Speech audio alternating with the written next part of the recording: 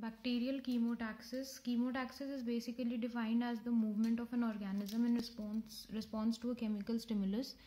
Bacteria direct their movements according to the certain molecules in their environment. The prokaryotes, which are motile, they sense some chemicals in their environment and their motility changes accordingly. And it's important for bacteria to find food, for example glucose, by swimming towards the highest concentration of the food molecules, or to protect themselves from poison, for example phenol. For that they flee from the poisons. So there are different kinds of chemotactic movements. The first one is the positive chemotaxis. The positive chemotaxis occurs if the movement is towards a higher concentration of chemical, and negative chemotaxis occurs if the movement is in the opposite direction to that of the chemical. The third is the chemokinesis. Chemokinesis is basically chemically prompted kinesis, chemically prompted movement, and it can be randomly directed or non-directional. Then there are certain molecules which induce chemotaxis in motile cells. So they are called chemoattractant or chemorepellents. These chemoattractant and chemorepellents are inorganic and organic substances which possess chemotaxis inducing effect in the motile cells. So basically they induce the effect of chemotaxis in motile cells.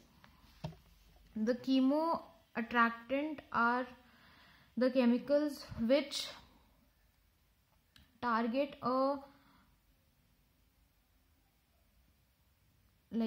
they target the positive chemotaxis. The effects are elicited via chemotaxis receptors and is a target cell specific. These chemoattractants are target cell specific and they are concentration dependent. Example of chemoattractants are formyl peptides and chemokines. Chemorepellents, they result in axial swimming of bacteria.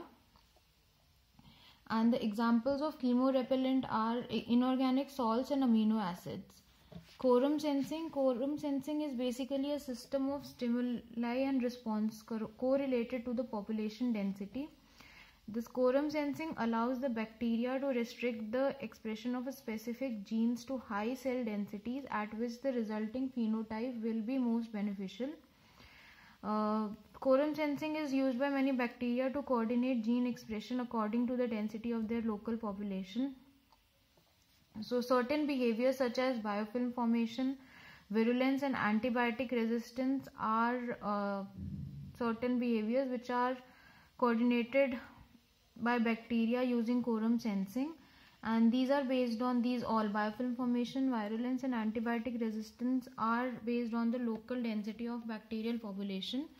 Quorum sensing can occur within a single bacterial species as well as between diverse species, and they can regulate a host of different processes.